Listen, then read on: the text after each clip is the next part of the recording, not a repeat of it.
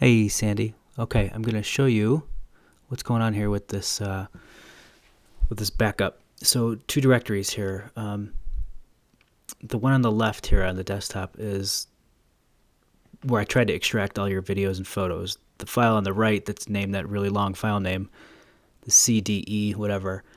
That's the iTunes backup. That's all encrypted. It's 9 GB. So I'm flipping through some of the photos here that I think are from 2015. So you might have these, you might not, but this is what I was able to recover from the backup that I did from your old iPhone 5 from a couple of years ago.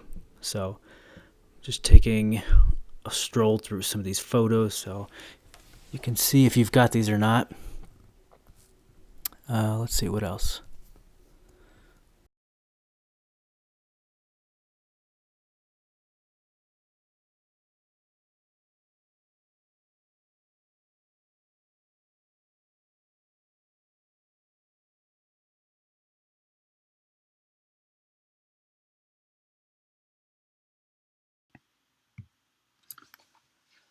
So this is a little bit hard to explain, but if you look at the bottom here, I've got 1,000 photos. I was able to extract about 1,000 photos and videos, mostly photos. But then there's this other directory called attachments, and it's all encrypted, and it's there's like three subfolders, and each subfolder has like one or two pictures in it. So I don't know how to cleanly extract all those. So I don't know. We could figure that out, or maybe there's a program, some kind of application that can do it. But it's all encrypted, and like you can see how these subdirectories are labeled.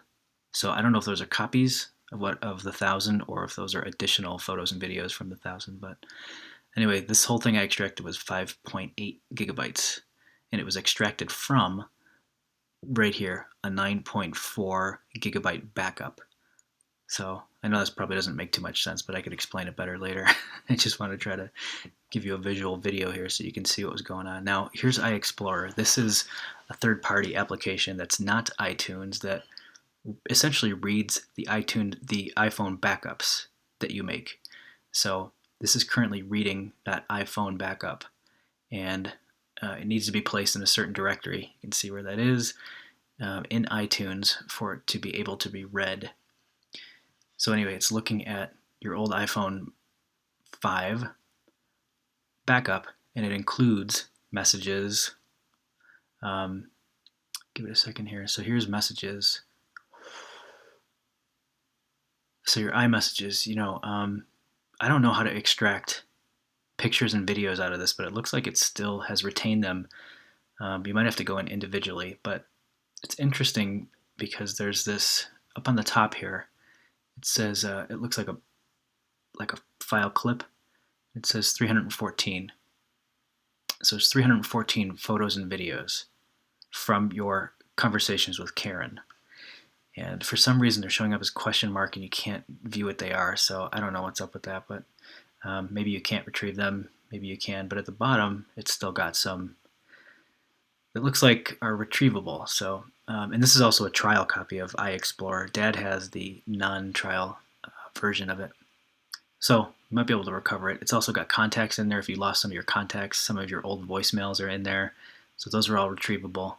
Um, your call history, your old notes are in there. So I don't know if this is something that you want, but anyway, it is there if you want it. So that's it. That's just a quick little video on what I was able to recover from your old iPhone 5 backup from 2 years ago. I think it was probably even a little bit over 2 years ago that I did it. Yeah, see this? I think this is the trial version. You see how it gets grayed out? Sometimes you can click on a photo or a video and it'll show up fine, and sometimes you get this question mark. So I don't know what's up with that. I think it's because it's a trial version of iExplorer that I've got here. Anyway, there's your quick little tour of what's going on with your backups.